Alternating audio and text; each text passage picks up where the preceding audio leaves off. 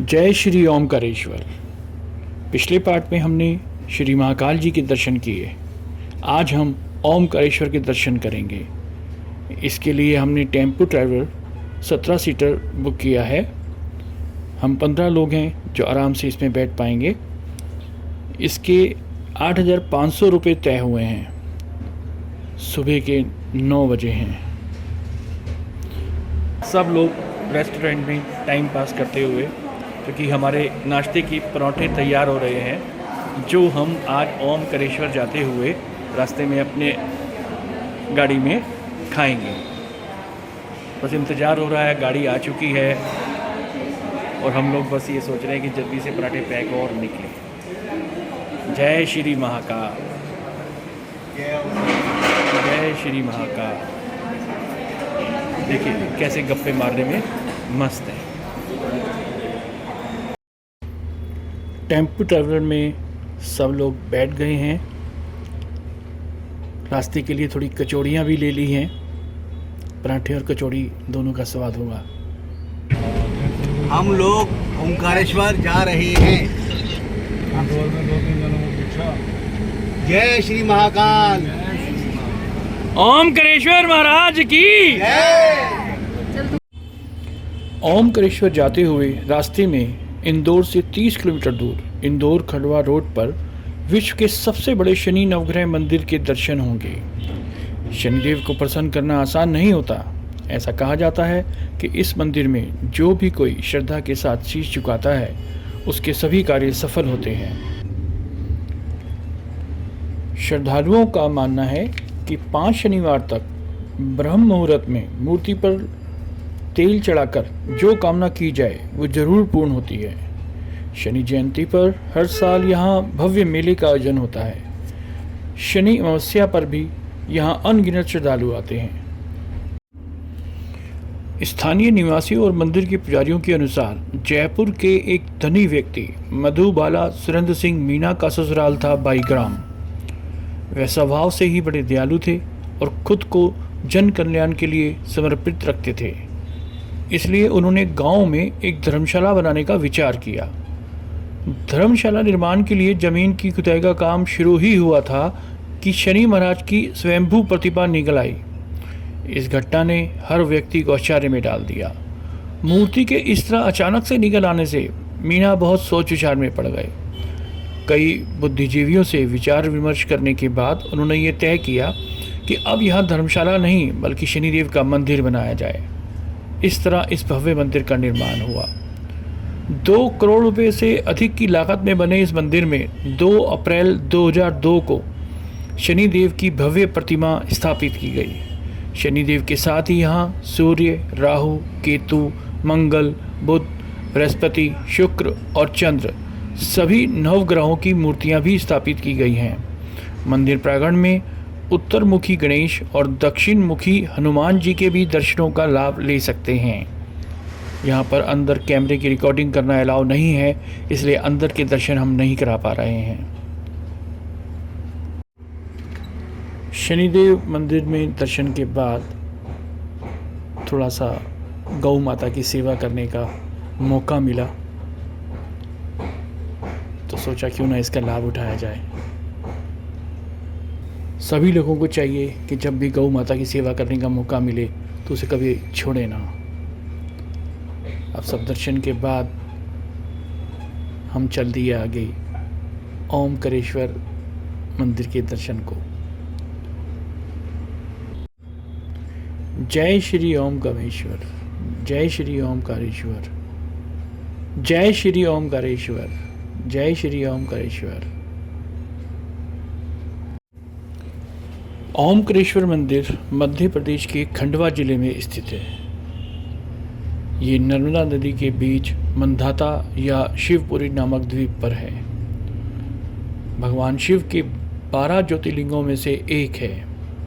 सदियों पहले भील जनजाति ने इस जगह पर लोगों की बस्तियां बसाई और अब ये जगह अपनी भव्यता और इतिहास से प्रसिद्ध है।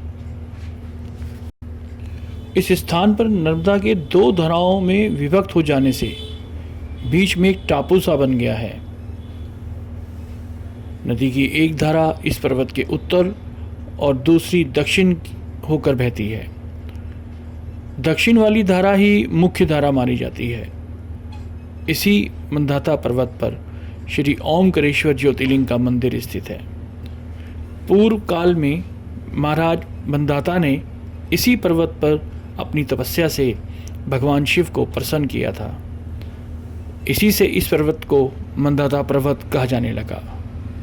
ऐसा कहा जाता है कि विंध्य पर्वत ने पूजा अर्चना के साथ भगवान शिव की 6 महीने तक कठिन तपस्या की। उनकी तपस्या और उपासना से प्रसन्न होकर भगवान शिव यहाँ प्रकट हुए। उन्होंने विंध्य पर्वत को उनका मनोवांछित वर प्रदान करने का वचन दिया। विंध्याचल की इस वर प्राप्ति के अवसर पर यहाँ बहुत से ऋषिगण और मुनि भी पधारे। उनकी प्रार्थना पर भगवान शिव ने अपने ओमकारेश्वर नामक लिंग के 2 भाग किए। एक का नाम ओमकारेश्वर और दूसरे का नाम ममलेश्वर पड़ा। दोनों लिंगों का स्थान और मंदिर पृथक होते हुए भी दोनों की सत्ता और स्वरूप एक ही माना गया है।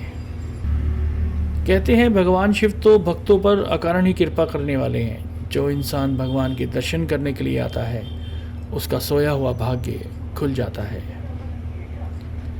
नर्मदा नदी के तट पर स्थित सबसे पहले श्री ओमकारेश्वर के दर्शन किए जाते हैं, उसके बाद श्री ममलेश्वर के।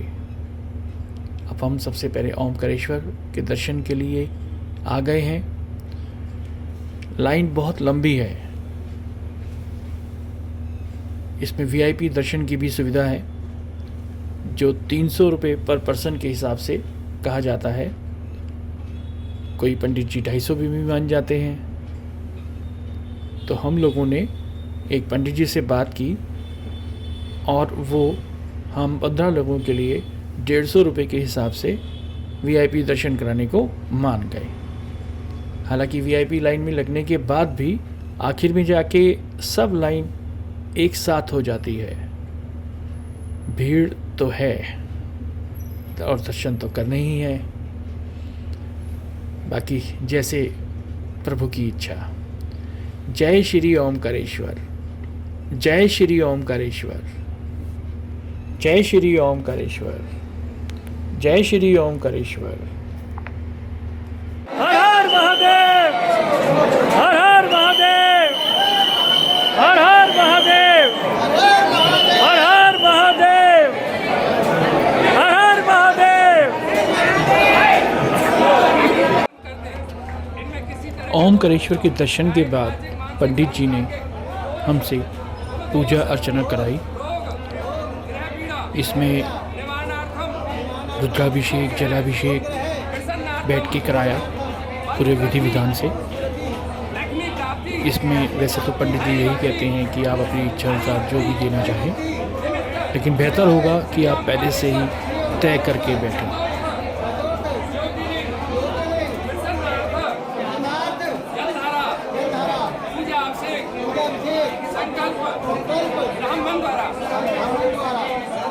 पंडित मनोज शर्मा द्वारा अहम करे श्री कृष्ण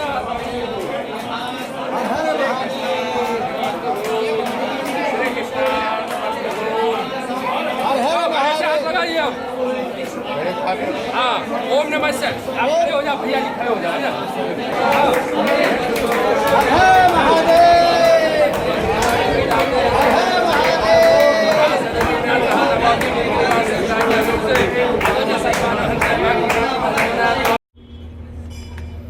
ओमकारेश्वर के दर्शन के बाद हम चल दिए ममलेश्वर प्रभु के दर्शन करने। जैसे कि पहले बताया था कि ओमकारेश्वर और ममलेश्वर ये एक ही लिंग के 2 भाग हैं। इन दोनों को दर्शन करने के बाद ही संपूर्ण ज्योतिर्लिंग दर्शन माना जाता है। अब हम यहाँ पहुँच चुके हैं ममलेश्वर प्रभु के दर्शन करने को, और यहाँ पर भी हम पंडित जी से सहयोग ले रहे हैं। पंडित जी ने 500 रुपये लिए और पूरे ग्रुप को जलाभिषेक करा दिया मंदिर के अंदर। ईश्वर जी 12 ज्योतिर्लिंग में है। ओंकारम ममलेश्वर, ओंकारेश्वर और ममलेश्वर दोनों मिलकर एक ज्योतिर्लिंग बनता है। वो निराकार ओंकार मूलम तुरीयम, ये निराकार है और ये शंकराचार्य द्वारा स्थापित, इसलिए दोनों को मान्य किया गया। दोनों को दर्शन करते हैं एक ज्योतिर्लिंग बनता है। और जगह एक ज्योतिर्लिंग मिलकर एक होता है, यहाँ दो मिलकर एक ज्योतिर्लिंग। तो वो तो स्वयंभू है, राजा मानदाता की तपस्या से वो ओम आकार का पर्वत है। इधर के भाग में नर्मदा, उधर कावेरी, इसीलिए मंत्र आता कावेरी का नर्मदे पवित्रे समागमे सत्यम तारणा सत्य मानगा त्रिपुरी। ये त्रिपुरी क्षेत्र में विद्यमान है। अपन जो खड़े हैं इसको ब्रह्मपुरी एरिया बोलते हैं। इधर जाओगे विष्णु मंदिर तो विष्णुपुरी, ओंकारेश्वर को शिवपुरी। तो ब्रह्मा विष्णु महेश त्रिगुणात्मक में, इसीलिए बोलते त्रिगुणा स्वामी की आरती। तो वो तो 12 से ही बड़े हैं ओंकारम ममलेश्वरम। वहाँ करने के बाद में यहाँ करते हैं जब एक बनता है। तो वो स्वयंभू हुए, वो तो 12 से ही बड़े हैं, लेकिन ये भी ज्योतिर्लिंग में आते हैं ओंकारम। इसी के साथ ओमकारेश्वर ज्योतिर्लिंग की यात्रा पूर्ण हुई। अब हम चल दिए उज्जैन के लिए और कल करेंगे उज्जैन में मांगलिक पूजा, कालसर्प पूजा और गोपाल मंदिर के दर्शन भी करेंगे। जय श्री महाकाल।